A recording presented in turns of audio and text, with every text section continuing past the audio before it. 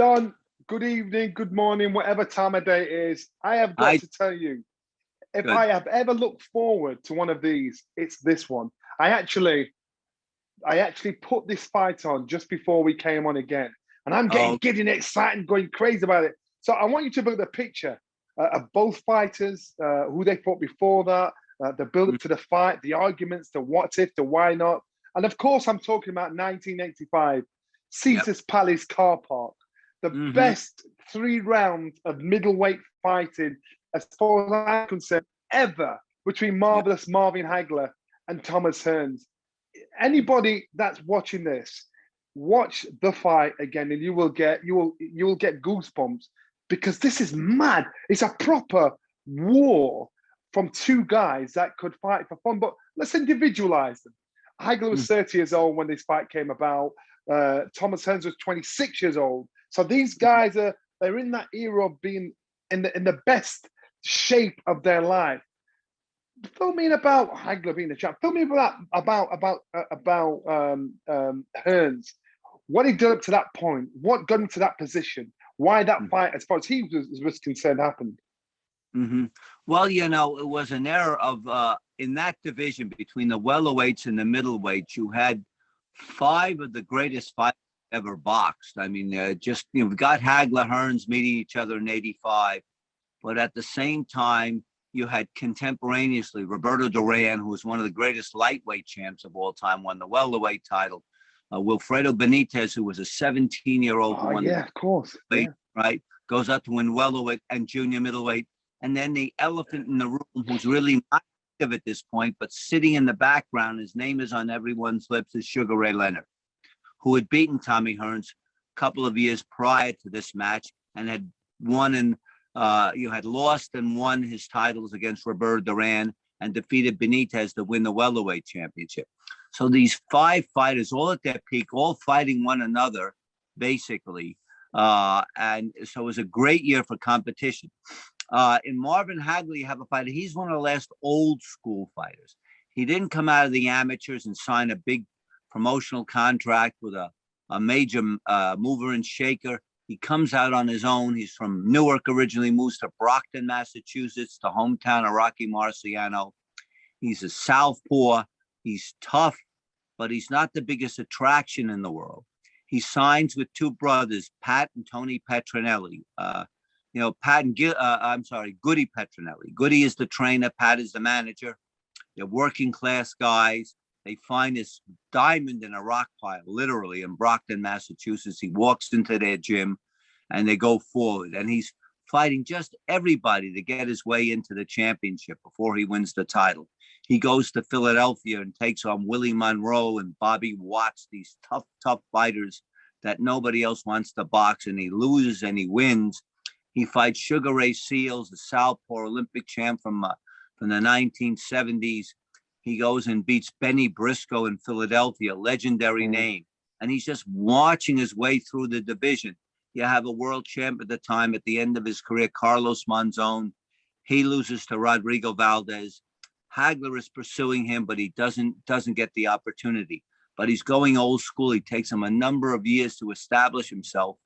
And he finally finds himself in a title fight against Vito Antuofermo, a tough New Yorker, on the show that Sugar Ray Leonard wins the welterweight title against Benitez, and Tommy Hearns ironically fights on a card in New Orleans and beating Mike Colbert, a middleweight. Tommy makes his middleweight debut, all tied up in the same big closed circuit extravaganza. And Marvin fights a draw with Antuofermo. No one can believe it, but with that fight, he doesn't gain the championship. He comes back. He goes to Italy and beats a fighter named Norberto Cabrera, if I recall, comes back and reestablishes himself. He's finally the mandatory. He has to go to England, fights Alan Minter. And if you can recall this, John, he beats Minter and they're throwing bottles and coins and everything else into the ring. I really am not sure what the protest was because he clearly won, defeats Minter in a rematch, and then goes marching through all the contenders, plows them under, and he sees himself facing Tommy Hearns, who at the time holds what we call the super welterweight title now, but was traditionally the junior middleweight championship. What do you think the fight was that elevated Marvin Hagler to be a marquee fighter? Was it this one, or was it up to that point? I suppose in the position of, I don't know, someone like Dylan White, where he was a people's champion, having to wait and wait and wait and go to court to get his opportunity to fight for the world title. Finally gets his crack and he draws. What do you think put him on people's radar? Which fight or what stage of his career do you think that happened? Well, I think, because again, at old school, he'd beaten all these contenders before, so he had the reputation of a great fighter. But as champ now, what he does is he doesn't win it. He's not qualitatively fighting the greatest fights because he can't land these fights against Hearns and Leonard, and there's no great name in the middleweight division. So quantitatively, he starts defending the title. As I said, the first fight he defends against Minter. He avenges that loss, that draw with Antiferro by stopping him in 3 rounds. He stops number 1 contender Fulio Bell twice. The number 1 contender Mustafa Hamsho twice. He knocks out a kid who's a stablemate of Hearns, Willie Caveman Lee, in 1 round.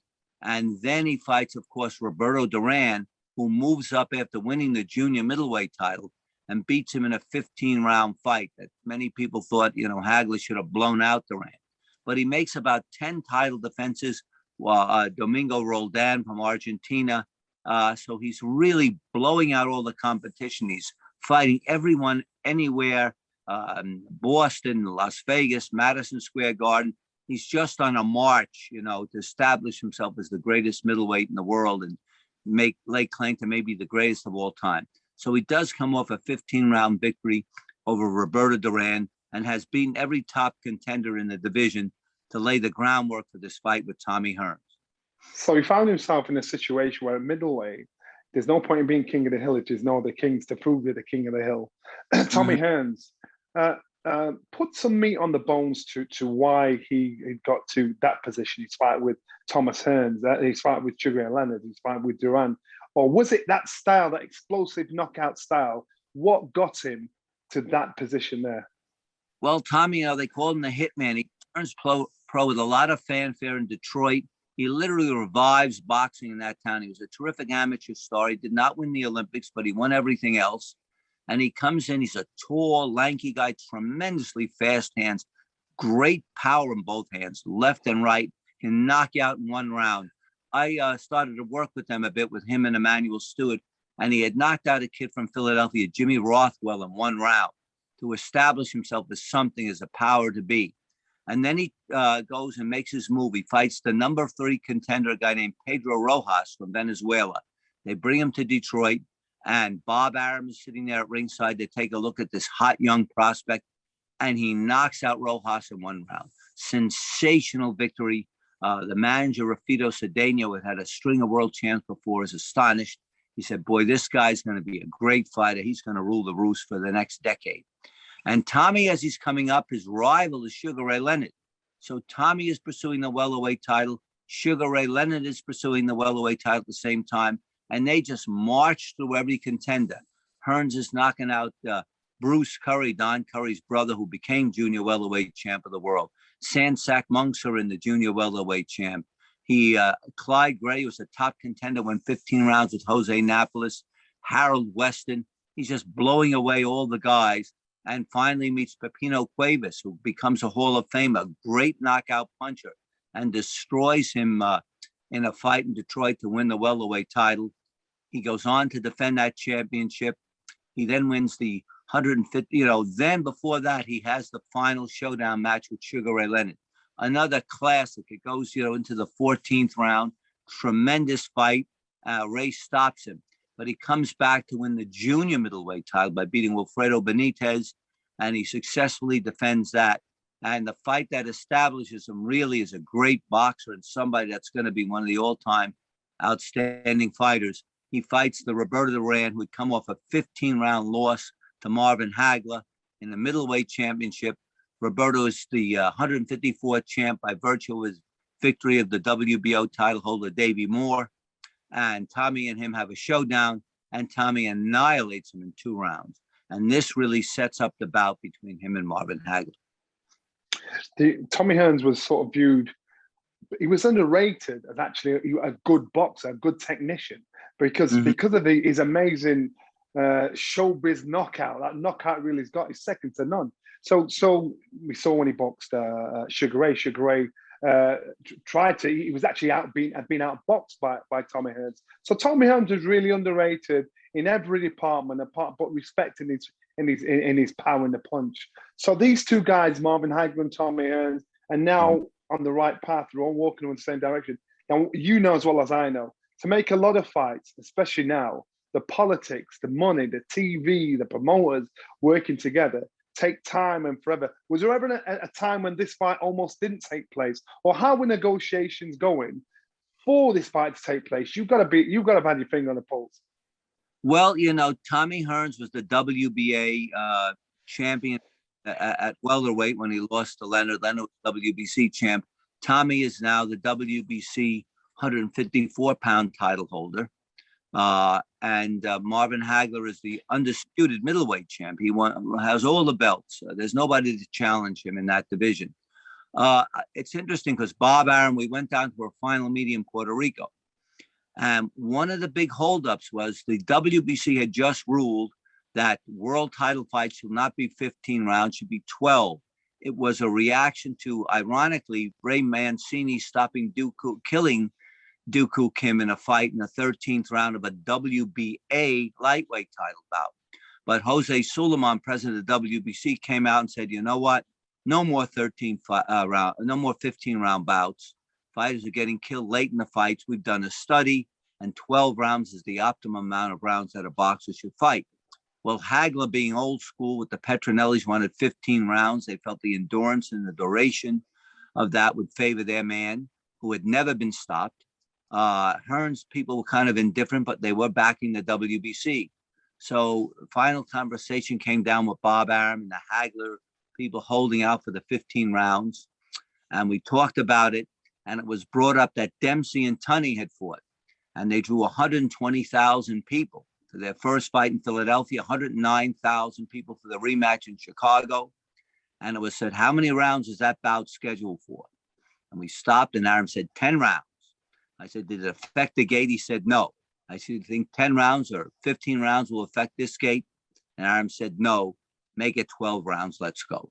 So that was a finally stumbling block. Of course, the money and everything else. But then they went forward for a 12-round scheduled bout, which, as you know, they're not. Do you remember the purse each fighter got or was reported to have got? I'm not sure in this day. I know it was about $5 million for one, $3 million to other, which is dwarfed by the multi-millions you have thrown around today. $100 million for Mayweather, possibly against Pacquiao, and 25 and 30 million.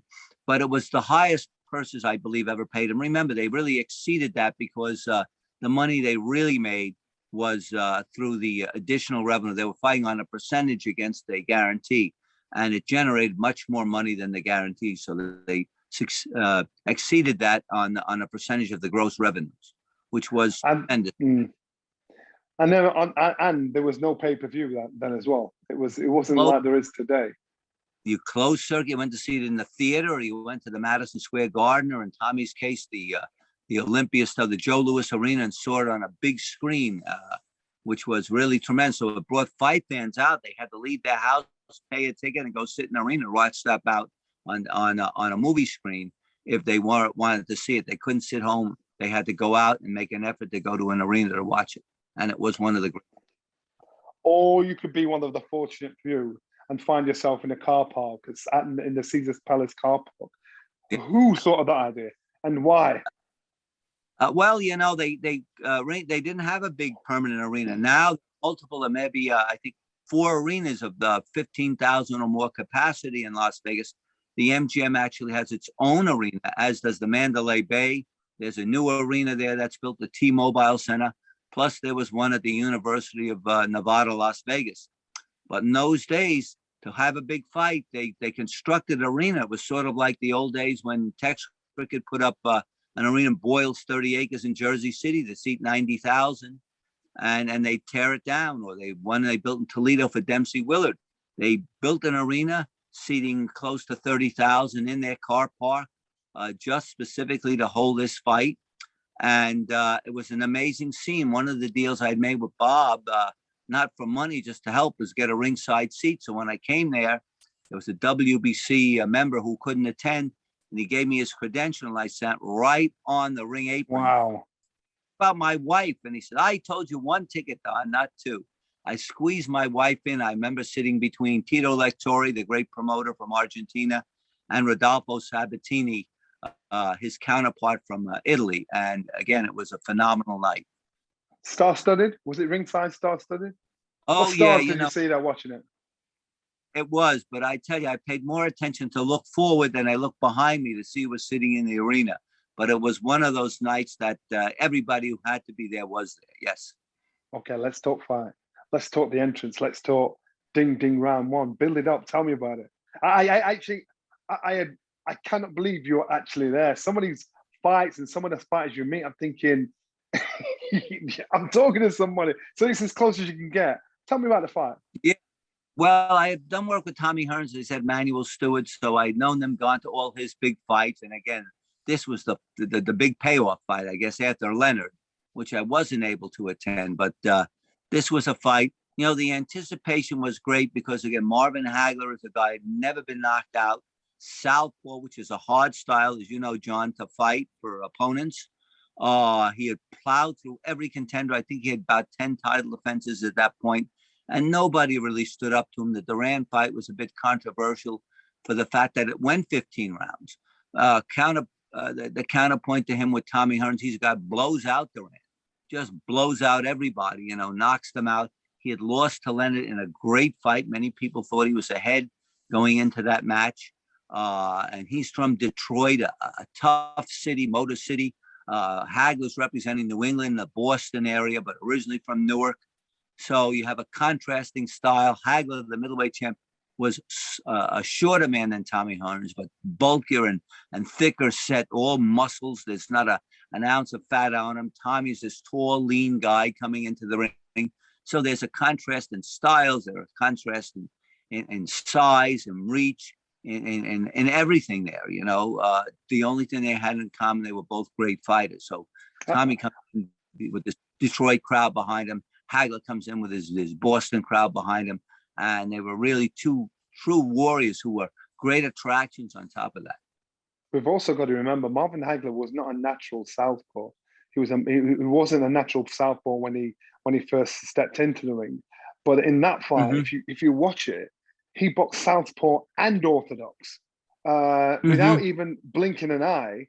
And at that point, after the first round, I think once he switched orthodox, it kind of befuddled Hearns, but Hearns got a bit of success. Then he switched back southpaw again and popped him on again. So even though the fight was boom, first gear from the off, and they were bang at it, it was still very technical. It was still very well thought out under the pressure.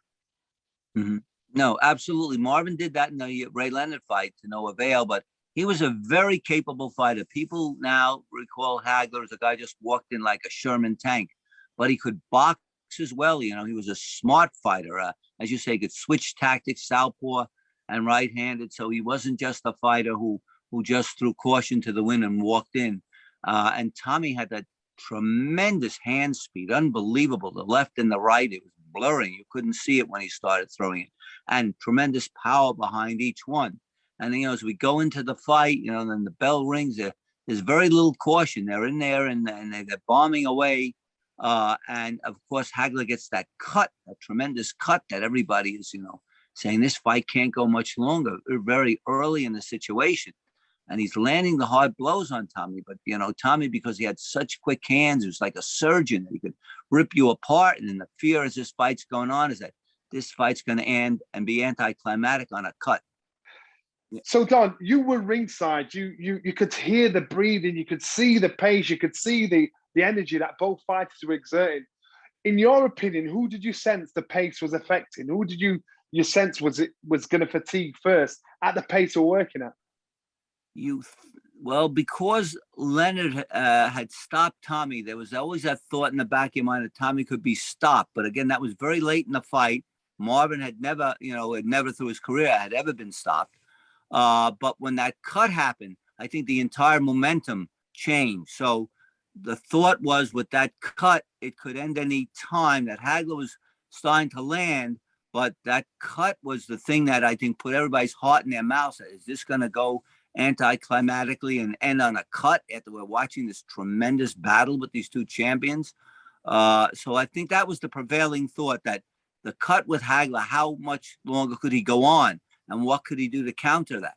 Because you had, remember, the second round now, we had 10 more rounds to go. And how long could he sustain, and could they stop that in time for him to recuperate? Don, what was the noise like? I can remember being ringside when Nigel Benn boxed Gerald McLaren, and I'm a fighter. But when you heard these punches landing, when you heard the thud, it was like a baseball bat and a watermelon. I'm like, oh my God, these guys are mad. Was it the same sense, the same noise, the same feeling?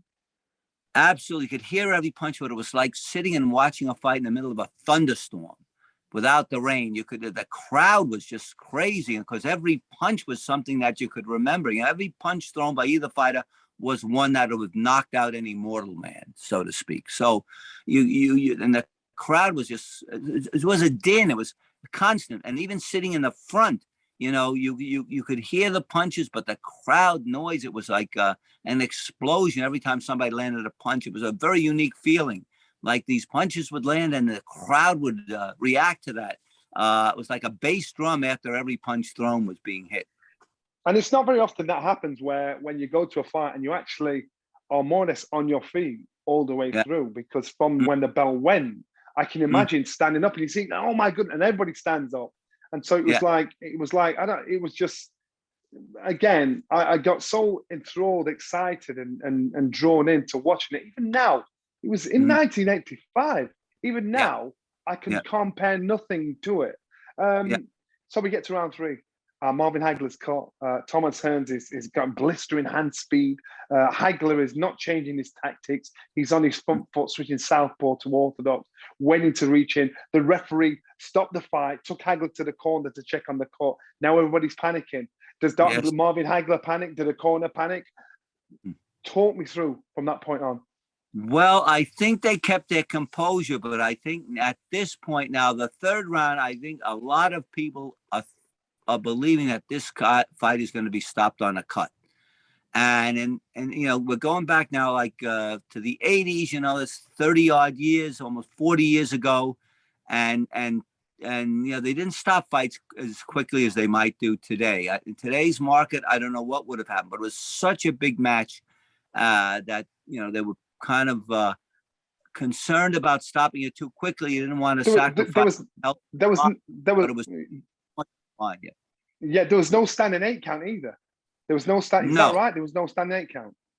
No standing 8 count, no 3 knockdown rules. So if anybody got knocked down, they could keep getting up until they just figured that there was just too much, or you're knocked out for the count. And Hagler, you could see it was a very palpable. It was a very, very bad cut. And his corner, kept him in there. He came back out, but I think Marvin knew this is do or die. You knock him out or you're going to lose this fight. And he came with that frame of mind when he left the corner after them examining the cut.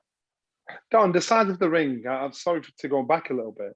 The size of the ring, was it a large ring? Was it a small ring? So you usually put a small ring so you've got a dogfight, or you put a big ring to favor the fighter, the one that uses a ring. Was it a 22-footer? What was it? I think it was only about 20 or 18. I don't think it was a full 22 feet. Although I would say this with the Hagler people, and I came up more in the fight with Leonard, they were always so confident going in. They would concede almost everything. As I said, one of the breaking points was whether they would fight 15 or 12 rounds, and the Hagler people finally conceded to the 12. But the ring and the gloves and the weigh-in times, these are kind of things that the Hagler people just sort of would brush aside as if to say, oh, our fighter will overcome any obstacle you put in front of them. So we're not going to argue the small points. We're going to argue when we get in the ring and the bell sounds and we just go out there. It always worked to their advantage. It may not have in that fight with Leonard, but it worked to their advantage and everything else. So I don't recall. Tommy Hearns would have favored the larger ring. I think they ended up with about a 20-foot ring, if I'm not mistaken, but I'm not certain. So the fight resumes. The referee says carry on. The cut's not bad, too bad. Hagler puts the pressure on Tommy Hearns. He jumps in with a gazelle-like Superman punch from the southpaw stance, pops him with a long right hand, has Hearns staggering to the far side of the ropes and chases him down, literally runs after him. Yes. And then he pounds him with both hands. And then finally the knockdown comes, you know, and Tommy sort of just goes out. You know, I mean, Hagler knew he had like 2 cannon shots he hits him with, and almost runs across the ring, as you recall. You know, as you say, he's chasing him. It's an amazing kind of knockout at the end. And when Tommy goes down and out. Who was the favorite, Don, to win? Marvin Hagler favorite again because he was the middleweight champion of the world. Tommy had been stopped. I think that was in the back of their minds. He was stopped by one of the greatest fighters of all time, Sugar Ray Leonard. But being the defending champion, being a guy who'd never been stopped, being a guy, I believe he had 10 title defenses at that point, he was perceived as this impregnable force. But Tommy certainly didn't fight like an underdog. Out of both fighters after the fight, who do you think it took the most out of? And I know it was 3 rounds. I know, you know, fighters go on and on and on. And these guys are in the peak. Tommy 26, Hagler 30 years old. But so they're still young, fit men. But do you think it took anything out of them? And if they did, which one did it take out the most? Well, I'd have to. It's very interesting because, of course, everybody wanted a rematch when that happened. And that was the idea that the whole world wanted to see this bout again. And to set it up, it was interesting because they were planning a fight. Marvin Hagler was going to defend against the then #1 contender, James Schuler from Philadelphia, who was undefeated. And Hearns was to fight John Mugabe, who was his mandatory contender. But again, Emmanuel Stewart balked at that. He didn't want to fight Mugabe, a great puncher. He knew that Tommy with a puncher could be a big risk for him. So Teddy Brenner was the matchmaker for Bob Arum, and they switched it. So Tommy Hearns ended up taking on the #1 contender, James Schuler, and Hagler fought Mugabe. And Hearns knocked out Schuler in 1 round, and Hagler had a war. It wasn't over such a short period of time as the Hearns fight, wasn't consolidated into such a quick match, but over a longer fight into 10 rounds. It was as brutal a war over the 10 rounds that the Hagler-Hearns had been in the 3 rounds. And I believe the combination of that Hearns fight followed immediately by the Mugabe fight, that was the end of Hagler. Tommy knocked out Schuler in 1 round, and he went on to have a very long career, win the middleweight title, win the light heavyweight title. So to the answer to your question, I think it took more out of Hagler. Of course, Hagler's last fight was losing to Sugar Ray Leonard in a controversial decision. But to that answer, though he was the winner of the fight, I think it was a Pyrrhic victory. I think Hagler against Hearns and then Hagler with Mugabe took everything out of Marvin Hagler, a bit of an older fighter than Tommy. And yet Tommy, who was the loser by knockout, and clearly I remember that scene of him being carried out of the ring, if you recall, like a baby in the arms of one of his handlers. You figure this guy may never fight again. Yet he went on to have a long career and win multiple world championships subsequent to that defeat. So in answer to that question, I think Hagler was the one who lost more than Hearns did from the outcome, a Pyrrhic victory for him. So Don, I'm so sorry. I'm going to put you in a position, and you've seen many fights. You know many fighters, promoters, and I'm quite sure if anybody else, those guys see this, they'll think, "Oh, what about mine?" In my opinion, that is probably one of the best fights I have ever seen in my life. In my opinion, you've seen them all. You've been up close and personal. In your opinion, is it? Oh, for sustained action over a short period of time, I don't think anything I've ever seen matches it. You know, you've read about fights like Dempsey and Firpo where he's knocked out of the ring, and that only went 2 rounds. So this for me was, in terms of the epic stature, we discussed that fight, earlier, Ali and Frazier, of course, for the historical contribution and the kind of fight it was, the names that they were. I'll put that my #1, but this is definitely #2. But among the greatest fights of all time. And again, Johnny, you had in those 2 fights, you had 4 of the greatest fighters that ever lived. And Tommy Hearns and Marvin Hagler, they're in everybody's top 10. So I think you rarely see a fight between the 2 greatest, 2 arguably best fighters of all time, boxing. And in this case, you did. And it was just remarkable. It lived up and surpassed every anticipation. It was great, great. Do you think these guys could have boxed in any era? You look at the middleweights now, you look at middleweights just pass you in between then and now. Do you think they could have stood in any era? I think they could have fought one in any era, anybody of any time. And here's the crazy thing, as great as they were, probably historically, people think of Roberto Duran and Sugar Ray Leonard, two contemporaries, both who fought Hagler and Hearns, as even greater. So imagine being Hearns and Hagler, the best of the best, and you're still not the greatest fighter of your generation because you have a guy named Sugar Ray Leonard who beat both of you. That's the level of competition we had, John. And so it's absolutely phenomenal. A can beat B, C can beat A. That's just how it goes. Don, this has been an absolute pleasure. And you know what? I'm going to watch it all over again. And again, and again. That's going to be my night's movie. It's a pleasure, sir. Thank you. A great night and a great fight and great memories. And talking with you recalls all of them. Thanks, John. Now, Don, I'm going to ask you about announcement, the big announcement, February 19th here in the UK.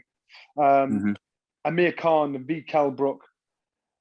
What's the word on the street over there in the States? And what's your view? What's your opinion? What's your thoughts on this fight? You know, I think again, it's a terrific fight that probably should have been made 10 years ago. It's too little, too late. But I mean, at least we're finally getting it. You know, it's nice. It's sort of like Hagler and Hearns fighting in 2000, if they had. But I'm glad to see they finally worked it out, and I'm glad to see it's going to be in the UK, not in some far off exotic location. It's going to be where it should have been held. Gee, John, you would know better than me from a close-up perspective. People say, yeah, it's finally they're fighting. I think we waited a long time. You know, I didn't want to wait 20 years to see Hagler and Hearns, but at least they finally got it on. So it'll be a provocative match. Yeah. Has it created any interest over there, the announcement in over there in the States? Or is it the general opinion that, it should have been earlier, but we'll still watch? Yeah, I think it should have been early, but we'll still watch. It's a little sort of like Tyson, Roy Jones, but they're a little bit past their peak. I think the consensus is that Khan, had they fought originally when they should have, probably would have won. But at this stage, fighters that far past their best, it's sort of anybody's call. Nobody can really tell who's going to win the fight. I can remember being out there in the States, and when Khan was training with Virgil Hunter, we sat down for something to eat in a diner, and Virgil said, "I will never let Amir fight Kell Brook." And I thought, wow. And he was his coach then. And then later on, I can't remember which fight it was, I bumped into Keith Thurman. Keith Thurman sat down and ate a bit of pizza, and he said, Kell Brook, and remember, Keith Thurman now is like a champion. Kell Brook is the best of the lot. Keith Thurman said that. He sat there at the time. This is years ago when they're both champion, and or around that time, and so it's just a matter of opinion. Some think one would beat the other. And maybe Virgil Hunter saw something in Amir Khan where he said, "You know what? Don't let this happen, because this guy may have, he might be a bogeyman." Keith Thurman saw something in Kell Brook, because it's say he's the best out of a lot of us. But your star rises, but it's a case of how long your star can stay up there to keep you on top. Yeah. Well, the saying is styles make fights. It may not be that Kell Brook is a better fighter man for man, as Khan is, but the fact that his style is something to give him trouble. I'll tell you, with Kell Brook, for us over here, we probably measure him as much by his losses to Golovkin and Crawford as by his wins. But I'm not in any way demeaning Kell Brook. He took on the best guys. I mean, the toughest middleweight. When people perceive Kell as a welterweight and gave him a terrific fight, he stood in there. And then he takes on Terence Crawford. I don't think Amir Khan has fought that kind of competition where Kell Brook was willing to take the risk and say, I'll fight the best in the world. I may lose, so I might be the second or third best in the world, but I'm judging myself against the finest fighters. So in that regard, Kell Brook has a heck of a chance because he's fought the best competition, win or lose, and been willing to do that. Why do you think this fight took so long to make? Why do you think, you mentioned about Hunter's attitude of not wanting to make it, but you think the promotional pressure was so great, the money was so great that they would have fought? Why do you think they never fought in their primes, John? If I'm honest, I think the fight never fought, and I've always said it. I think the fight never happened then because Amir Khan didn't want it to. I think that it's happened now because Amir Khan wants it to. I know because I know Kell Brook's side. I know, and you listen to what's said, and Amir Khan's not really hidden the fact that he's got Kell Brook to jump through hoops, win a title, beat XYZ, beat Blue, and he's done all these things. These fights never took place. Now in this fight, it's got to be made at 147. There's no title on the line. I think Brook was arguing for it to be 149. And Khan said, if you want the fight, you've got to do what I'm asking for. So everything's in his favor. Again, to me, in my head, I'm thinking, I understand what you're doing. This is business. You're going to negotiate things to suit you. But if you really believe you've got the man's number, come on, let's step up. Let's do it, because Khan boxed Canelo, so he's capable of doing that. But he wants to get Brook down and boil him down. And Brook's prepared to do that, hoping it might give him an advantage. And so again, it makes me raise an eyebrow. There's £100,000 forfeit per pound that Kell Brook weighs in over. Yeah. And Kell has signed this. So again, even in the negotiation, that the things you can't talk about, it smells like Khan is saying, if I've got to fight you, I'm gonna make sure everything's in my favor. Now in boxing, it's one of those sports where you understand, you do things that suit you. You let your opponent, let your opponent know as little as possible, so he's not got as much notice for a fight. You do everything possible. When the bell goes, you want to match mano a mano. You know, I don't want to know that you've got an injury. I don't want to know that I want to beat the best of you. So in my head, I'm thinking, why don't you do it 149? You know, both of you box at heavier weights. Why don't you do it this? And we see who is the best at this stage in their career. So in my opinion, I think, number one, I think Amir Khan's a wealthy man. But he also knows that, and Kelly's too, he also knows that the public will not accept anything else. If you want to carry on fighting, they will not accept anything else bar this. You're both being shown that you can no longer box at world level and be productive and successful. So this is a fight TV companies, the public are not going to accept. Fred Jones or Jack Spratt from around the corner. They think we want this fight. We've waited long enough. And if you want to fight, that's what's on the table. This is, in my opinion, why that fight's happening. And now it is happening. And I never thought it would. Yeah. But now it is happening. It's still two guys that have got class, two guys that have been world champions, two guys that are not what they were, but they're still at the same level as what they were when they were there. And I'll tell you, even though Kell's from the same gym, initially when these two should have fought, I thought Amir Khan beats Kell Brook. And then as it went through and Kell Brook became champion, I looked at Kell, I thought Kell Brook beats Amir Khan. Now, I wouldn't put my house on it. I wouldn't put my house on who wins and who loses. I wouldn't do it. I know who you'd obviously favour to win, but this is a sport, so you just got to give your opinion. You've got to give an honest opinion. So even if I thought Kell was going to lose and Kell's my friend, I'm not going to say Kell's going to win. And so again, the jury's out. The jury's out, but I believe it when these guys get in the ring. The dotted line's been signed. So if the fight doesn't happen, then there's a finger pointing at why didn't this fight happen? Because both guys have sat there and agreed it. What's your opinion? Yeah, well, it's a legacy fight. This is more about pride and where's my niche in history? Because now the winner of that's going to go, have higher respect, even though the skills have eroded. Based on what you told me then, you go to the intangible, and that's about motivation. If you're just motivated by money, and John, this is a boxer and is a world champion, it's not enough. You got to be motivated by pride. Who's hungrier for the victory? You could be worth 100 million apiece. And from what you told me now, I'd pick Kell Brook to win the fight because I think it means more to his legacy. I think Khan, as you said, if he gets everything the way he wants, the size of the ring, maybe the gloves, I don't know what that'll be, but the weight situation, I'll go in and fight you. I'll concede it and get enough money. I think Kell Brook would have fought Khan at any point in his career.